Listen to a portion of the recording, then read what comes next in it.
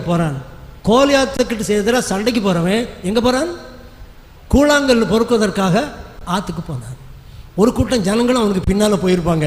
எல்லாரும் அவனை உற்சாகப்படுத்தியிருப்பாங்களா? Hi super, அப் அப் பிறகு கல்லு, இந்த கல் வச்சு கோலியாத்தை கொண்டுடலாம், உற்சாகப்படுத்தியிருப்பாங்களா?